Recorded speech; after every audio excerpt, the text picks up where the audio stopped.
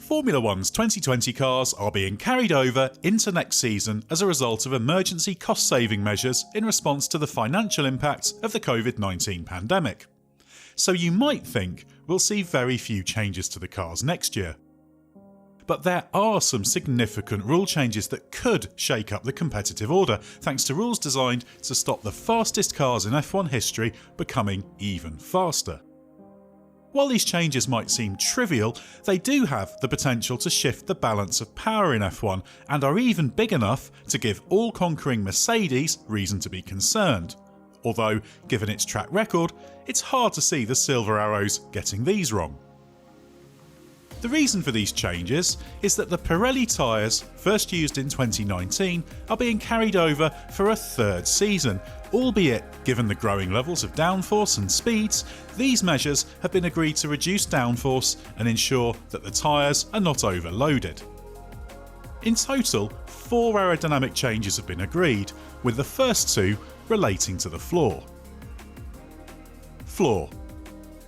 Given that underfloor downforce, a function of the pressure differential between the top of the floor and the area under it, is a vital contributor to the overall downforce of F1 cars, it is logical to cut back the floor.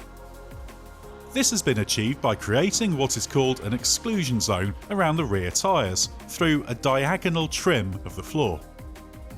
From 1800mm behind the centre line of the front axle, a line that cuts through the car called plane CC in the regulations that's part of the cockpit template rules, the edge of the floor on both sides will no longer run parallel to the centre line of the car. Instead, it angles inwards and reaches its narrowest point in front of the rear wheels. This will reduce the downforce generating power by reducing the total area of the floor.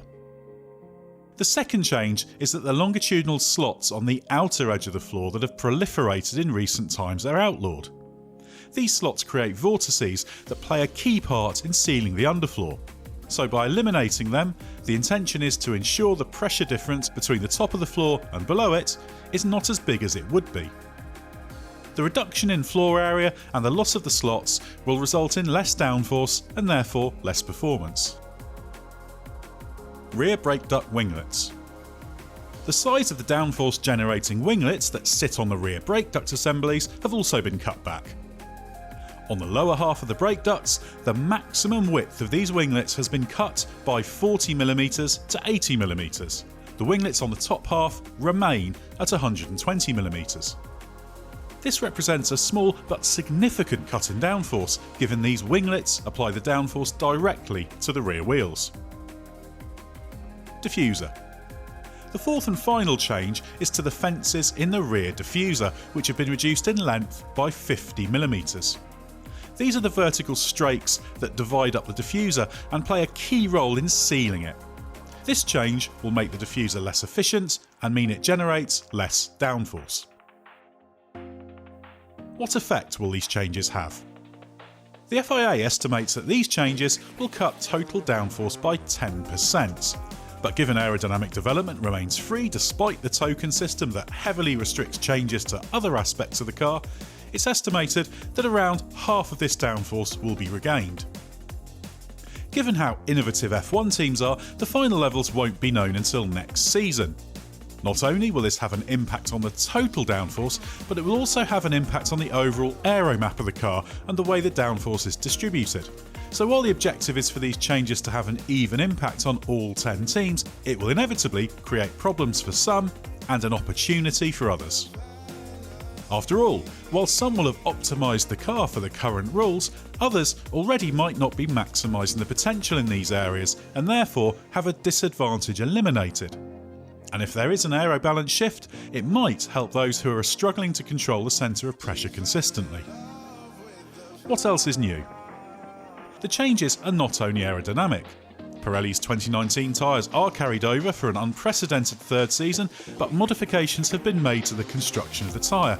This is not to improve the performance, but the integrity of the tyre, and reduce the chance of a repeat of the failures caused by the high loads in the British Grand Prix at Silverstone. The long-awaited cost cap is also introduced in 2021, set at $145 million per team. While that's the baseline, the figure is also adjusted in $1.2 million steps, depending on the number of races more or less than 21. This means the precise figure for 2021 will be $147.4 million, provided, of course, all 23 races do take place. This figure does not cover everything, so the top teams will still spend more given the number of exemptions. New aerodynamic testing restrictions have also been introduced, limiting the research and development work done in the wind tunnel and using CFD. That in itself is nothing new, but not only is it more restricted than ever before in 2021, but the amount each team is permitted will be based on Constructors' Championship order. This will give the lowest ranked teams in the standings an advantage, with 10th place in the Constructors' Championship benefiting from 112.5% of the nominal maximum, with allocations in 2.5% increments down to 90% for Constructors' Champion Mercedes. These allocations will be reviewed for the second half of 2021 based on the Constructors' Championship positions on June 30th, 9 races into the season.